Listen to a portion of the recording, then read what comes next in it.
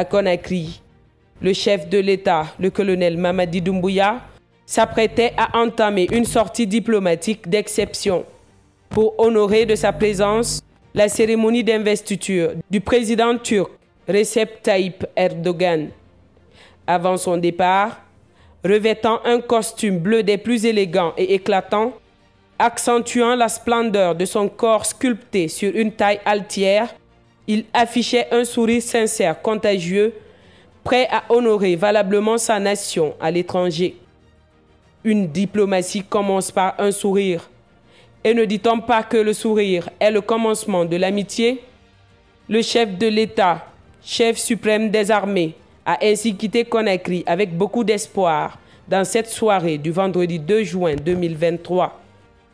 Dans la vaste enceinte du palais présidentiel d'Ankara, une éclatante réception se déployait telle une scène épique des magnificences des 1001 nuits où se mêlaient noblesse et grandeur. Au premier rang des imminents chefs d'État, le colonel Mamadi Doumbouya, incarnation de la Nouvelle-Guinée, et son épouse, drapés des parures vivantes d'une élégance souveraine, irradiaient la salle de leur splendeur aurorale, telle une comète éthérée. Revêtu d'atours majestueux, le président Mamadi Doumbouya et son épouse charment. Leur prestance, une symphonie de grâce et de splendeur, subjuguant les regards de l'assistance en ferveur hypnotique. Le colonel Mamadi Doumbouya, abandonnant momentanément le treillis militaire, déploya un boubou raffiné, symbole d'une ère où tradition et prestance s'unissent en harmonie pour témoigner du retour de la Guinée et de son génie. Au dîner qui suivit cette grandiose célébration, les deux couples se retrouvèrent dans une communion, dans un cadre somptueux, propice aux échanges sincères. C'est de la gastrodiplomatie, unissant leurs nations dans une amitié légendaire. Le couple présidentiel turc auprès du couple présidentiel guinéen, une image qui, à bien des égards, donne de l'insomnie aux partisans du catastrophisme. Regagnant Conakry ce dimanche 4 juin 2023, le chef de l'État, chef suprême des armées, a été accueilli par un élan de ferveur et de fierté. Les honneurs dus à son rang peignaient des scènes de joie et de célébration. Un accueil fabuleux, réservé à un leader charismatique et visionnaire, ayant mené sa mission diplomatique avec succès, panache et brio. Ainsi, dans le faste et l'éclat de cette réception d'exception, le président colonel Mamadi Doumbouya a su incarner la perfection. Le départ et le retour triomphant du colonel Mamadi Doumbouya a été une illustration vivante de l'esprit guinéen, fier et résilient.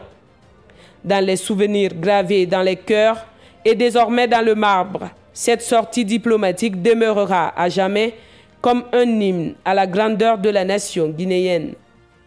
N'oublions pas sa visite en septembre 2022 au Mali, auprès du colonel Assimi Goïta, et celle d'octobre de la même année en Sierra Leone voisine, chez le président Madabio. Et ce n'est pas tout.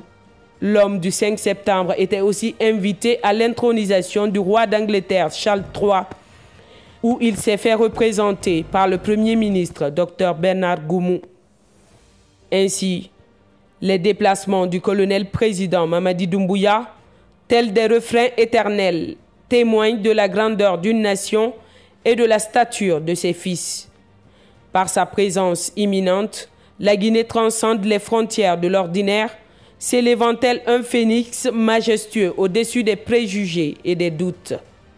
Cet accueil, ces vivas de la foule, ou dirais-je, témoignage solennel taillé dans les fibres mêmes de la reconnaissance et du respect. Telle une marée débordante de félicité, la foule en liesse l'escorta jusqu'aux portes majestueuses du palais Mohamed V. Là, l'écho de la nation résonna comme une symphonie triomphale, exaltant cet instant d'une fresque de passion et d'allégresse. Les cœurs, s'unissant en une communion palpable, tressaillirent d'allégeance et de fierté, honorant ce vaillant homme de caractère, incarnation d'une renaissance éclairée de la Guinée. et le colonel Mamadi Doumbouya incarnent l'espoir ainsi que la détermination d'un peuple en marche vers un avenir radieux, dans une transition qui progresse en jetant les bases d'un développement solide de la Guinée, une Guinée en chantier, avec des infrastructures publiques qui poussent tant à Conakry qu'à l'intérieur du pays. L'histoire de la Guinée s'écrit désormais au présent.